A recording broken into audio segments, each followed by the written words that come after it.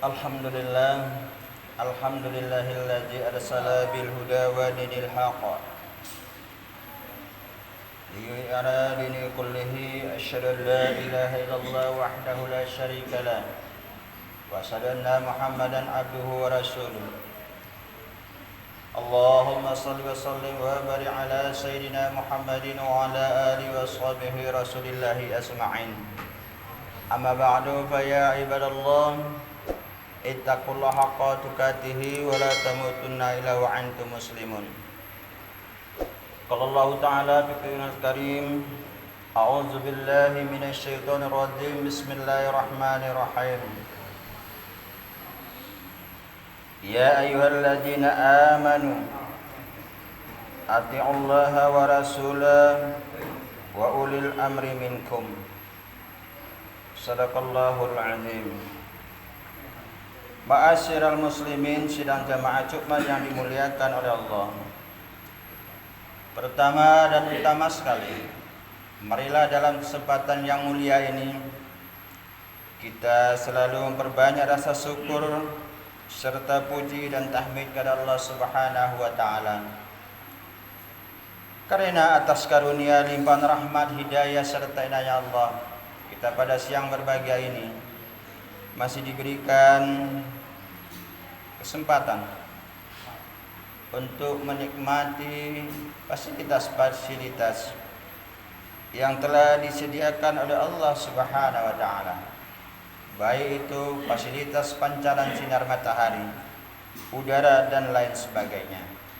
Sebagai perwujudan rasa syukur kita, insyaallah kita menyempatkan diri untuk bisa berhadir di dalam masjid yang kita cintai ini dalam rangka memenuhi panggilan Allah, yakni mendirikan salat Jumat secara berjamaah dan sekaligus mendengarkan khutbah Jumat.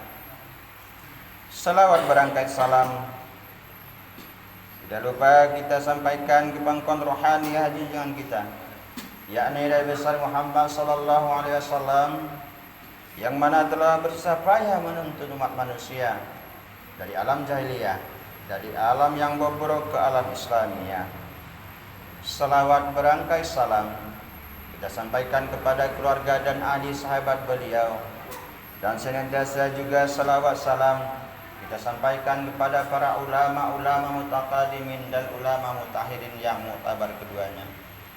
Kaum muslimin sidang jamaah Jumat yang dimuliakan oleh Allah, sekiannya melalui mimbar khutbah ini juga kami selaku khatib dalam kesempatan yang mulia ini juga mencoba mengajak seluruh jamaah sekalian, terlebih khusus diri saya pribadi, untuk selalu senantiasa meningkatkan takwa kepada Allah Subhanahu wa taala, yakni dalam arti takwa yang sebenar-benar takwa, mengerjakan semua perintah Allah dan meninggalkan semua larangan Allah.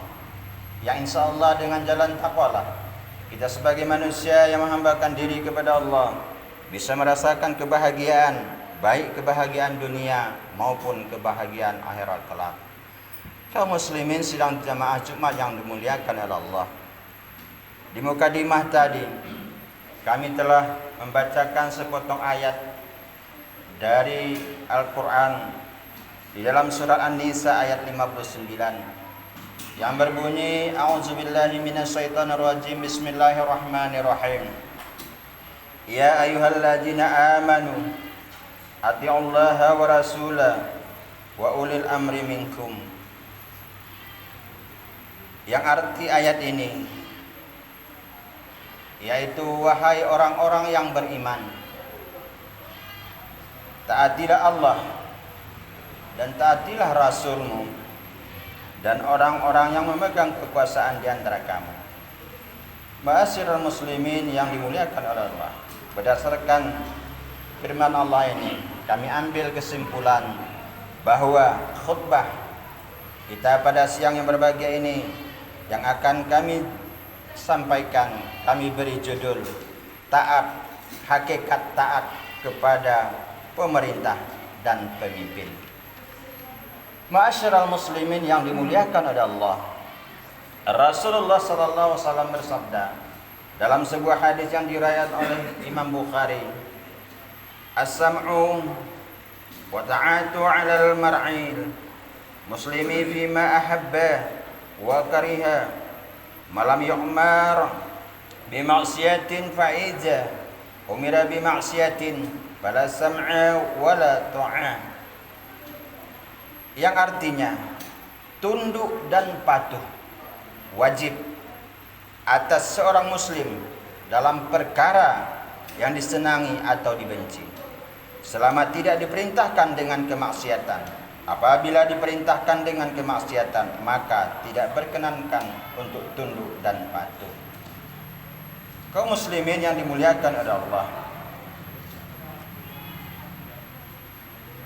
surat An-Nisa ayat 59 dan sabda Rasulullah sallallahu alaihi wasallam yang kami bacakan ini berkaitan erat bahwa kita sebagai umat Nabi Muhammad sallallahu alaihi wasallam diperintahkan untuk tunduk dan patuh kepada pemerintah dan juga pemimpin.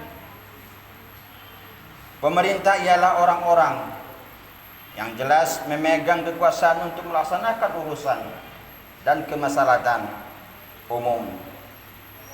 Misal contoh yaitu seorang raja, presiden, dan yang terakhir yang paling tingkat bawah yaitu seorang kepala desa.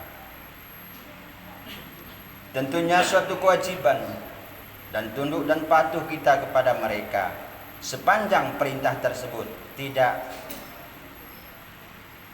melanggar syariat Islam, yaitu perintah yang mereka lakukan kepada masyarakat atau kepada warganya tidaklah menyuruh kita untuk melakukan kezaliman. Apabila seorang pemimpin memerintahkan kita untuk berbuat kezaliman, maka sudah hak bagi kita untuk melawan.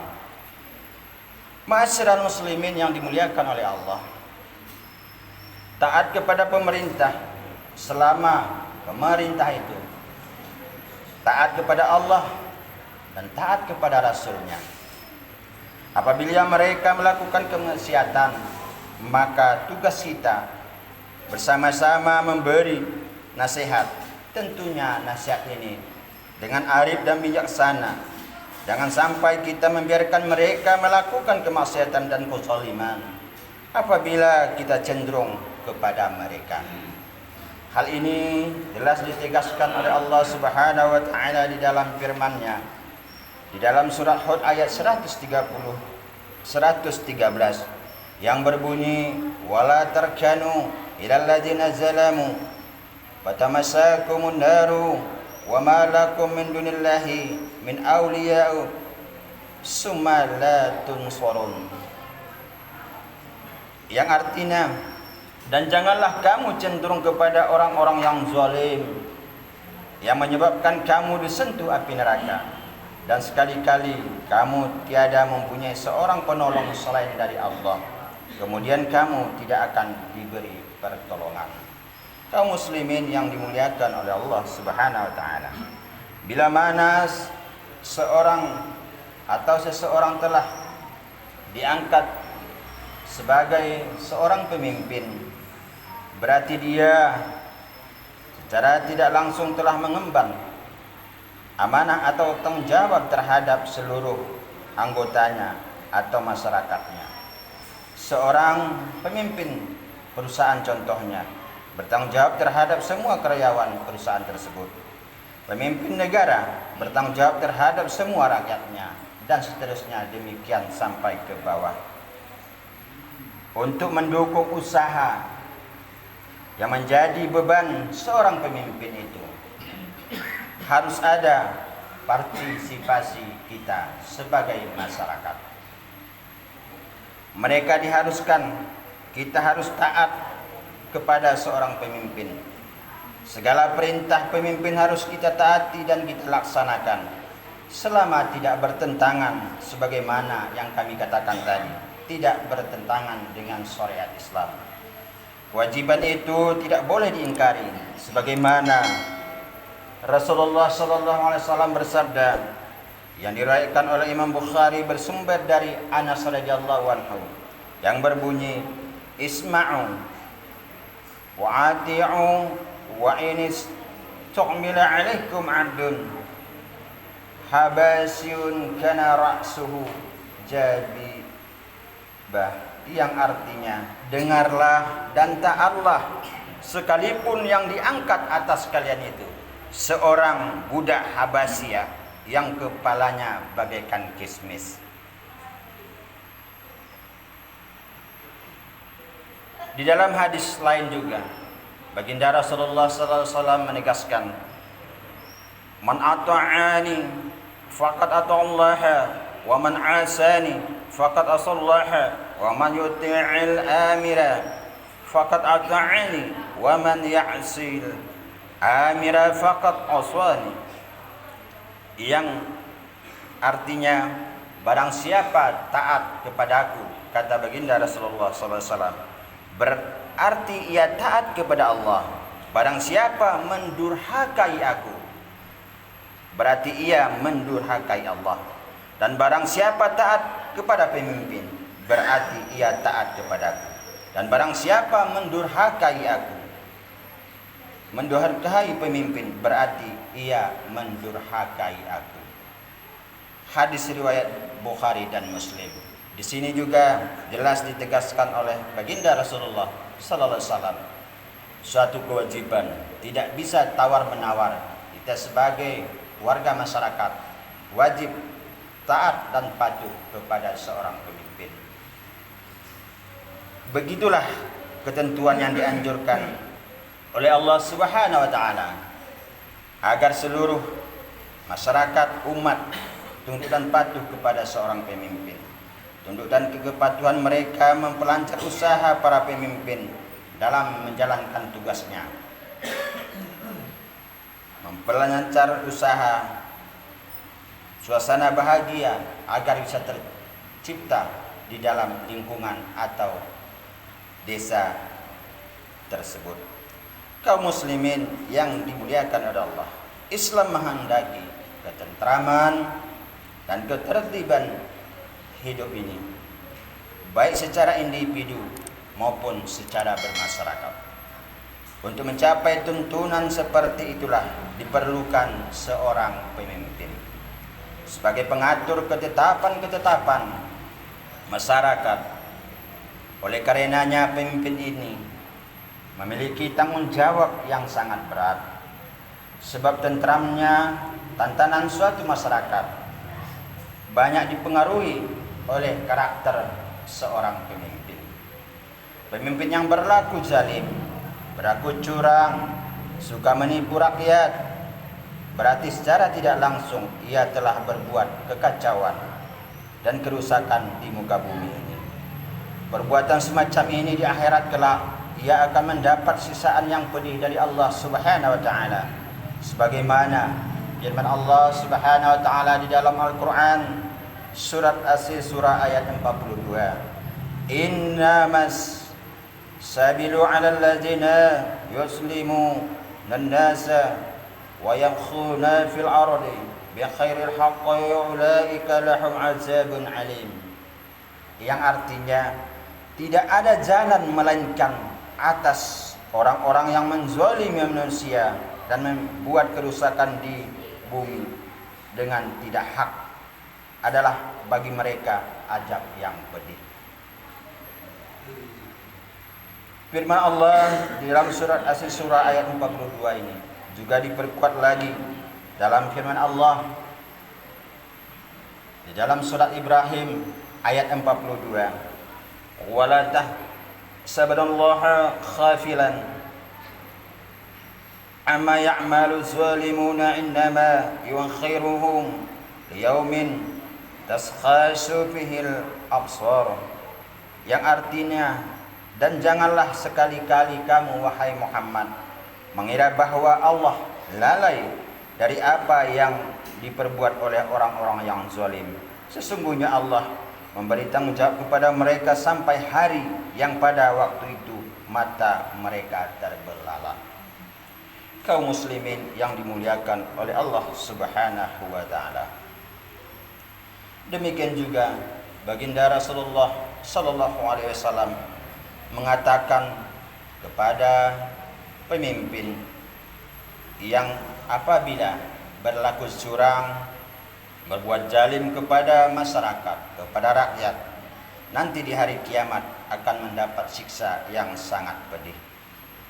Sebagaimana dalam sebuah hadis yang diriwayatkan oleh Imam Tabrani, asadun nasi azaban yaumal qiyamati imamun khabir, yang artinya manusia yang paling berat siksanya di hari kiamat nanti adalah siksaan bagi pemimpin yang zalim. Baginda Rasulullah sallallahu alaihi wasallam juga mengingatkan kita selaku pemimpin dalam hadis lain yang diriwayatkan Imam Ahmad yang bermakna, celakalah para penguasa, celakalah para pemimpin, dan celakalah orang-orang pembawa amanah.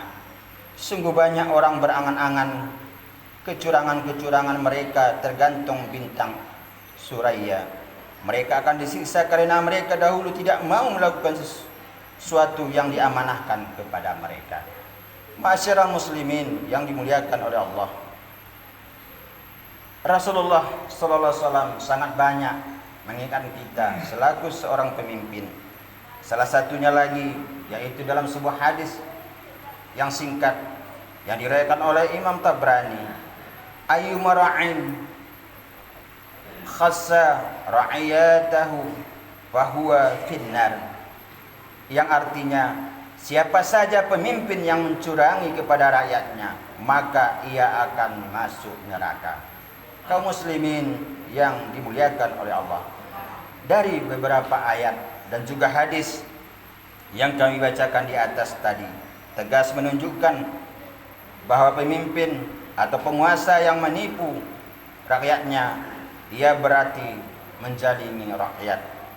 Maka pemimpin seperti itu kelak di akhirat akan memperoleh siksaan yang pedih sebagai balasan dari perbuatannya. Tetapi ingat, apabila penguasa itu atau pemimpin itu bisa memegang kedisiplinan, keadilan, sehingga menjadi dambaan seluruh masyarakat, maka Allah pun akan memberikan suatu kegembiraan dan kasih sayang kepadanya. Sebagaimana dalam sebuah hadis yang diriwayatkan oleh Imam Muslim, Rasulullah sallallahu alaihi wasallam bersabda, al-muqsituna ala manabira minuril ladzina ya'diluna fi hukmihim wa ahlihim wa ma'awwalu, yang artinya para pemimpin yang adil akan tinggal di atas panggung-panggung yang terbuat dari cahaya. Ialah orang-orang yang berlaku adil dalam memutuskan perkara dan mengurus ahli-ahlinya serta segala sesuatu yang diserahkan kepadanya. Di samping itu juga, bila mana seorang pemimpin atau penguasa dapat berlaku adil terhadap rakyatnya sehingga merasa mendapat naungan dari pemimpinnya, maka ia pun di akhirat kelak akan dapat naungan dari Allah Subhanahu wa taala. Sebagaimana di Jumat yang lalu kami menjelaskan bahwa ada 7 golongan yang dapat naungan di yaumil akhir kelak, yaitu salah satunya seorang pemimpin yang adil.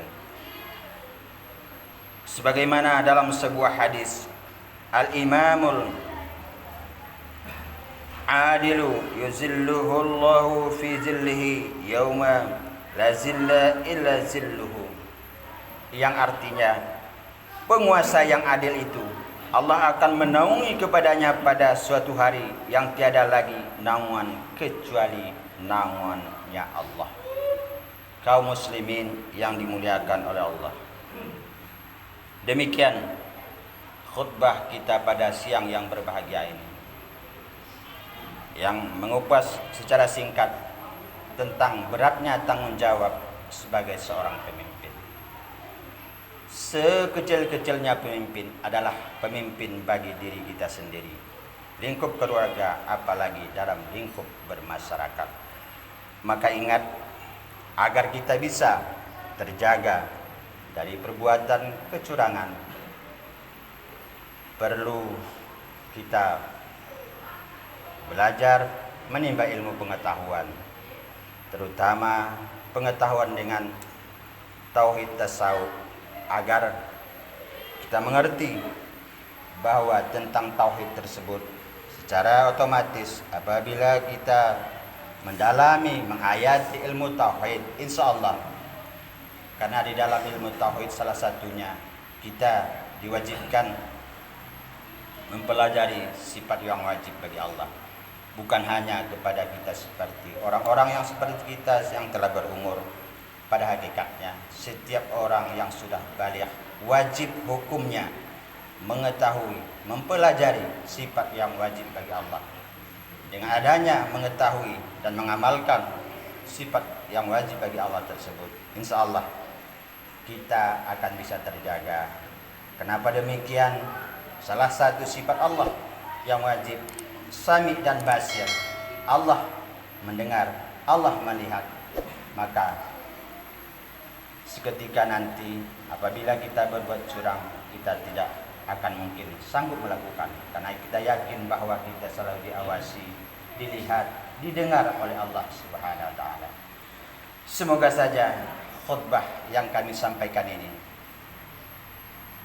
bisa bermanfaat, bisa menambah ilmu pengetahuan kita, terlebih khusus bagi saya sendiri. Amin amin ya rabbal alamin. Alhamdulillahilladzi arsala bil huda wa dinil haqq liyudhhirahu kulli la ilaha illallah wa la syarika lahu wa sallallahu Muhammadan abduhu wa rasuluh. Allahumma shalli wa sallim wa barik ala sayyidina Muhammadin wa ala alihi washabihi rasulillahi ajma'in.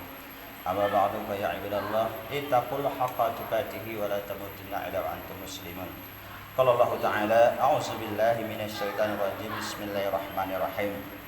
Wal asri innal insana lafi khusr illa alladzina amanu wa 'amilus solihati wa tawassaw bil haqq wa tawassaw bis sabr. Barakallahu li wa lakum fil Qur'anil azim wa nafa'ani wa iyyakum bima fihi min ayati wa dzikril hakim wa taqabbala minni wa minkum tilawatan syamin 'alim. Aqulu qawli hadza wa astaghfirullahaladzim li wa lakum wa li syairil muslimin muslimat wal mu'minin wal mu'minat fastaghfiruhu innahu wal ghafurur rahim.